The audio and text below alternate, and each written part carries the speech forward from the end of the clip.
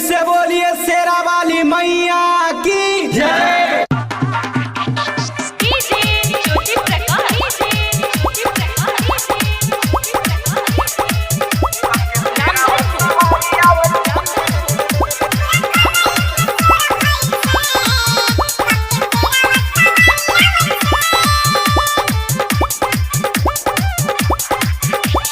कलयुग में सोर भइल छै कके शेरावा सवारी आबै छै।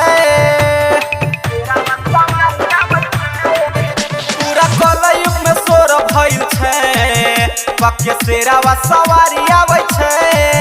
संगे आबै छै भैरव भैया सब छुए छै माई के पैया। पूरा कलयुग में सोर भइल छै कके शेरावा सवारी आबै छै। पूरा कलयुग में सोर भइल छै कके शेरावा सवारी आबै छै।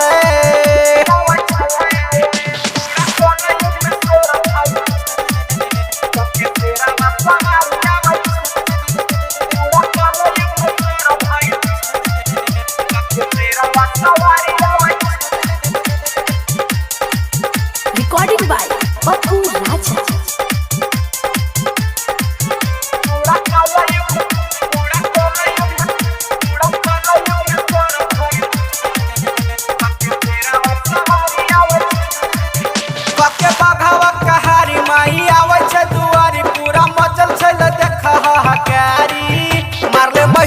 के माई कके शेरावा सवारी माई खुद ही कहावे छै काली।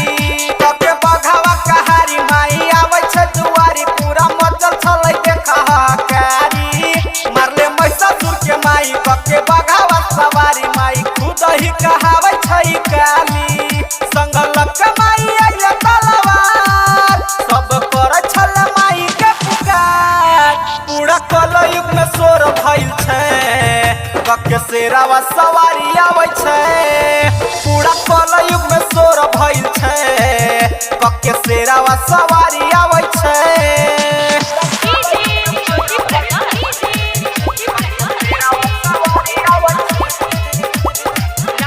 Recording by Dharmraj studio Balwahar Saharsa.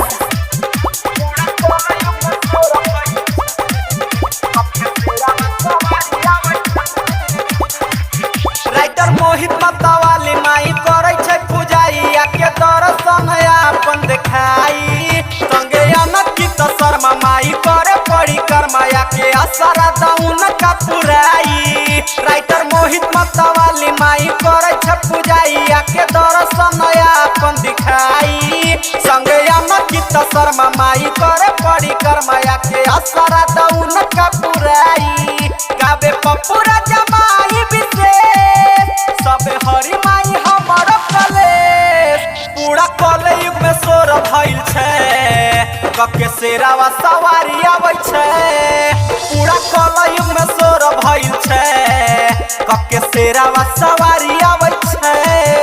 Dharmraj recording studio Balwahar Saharsa.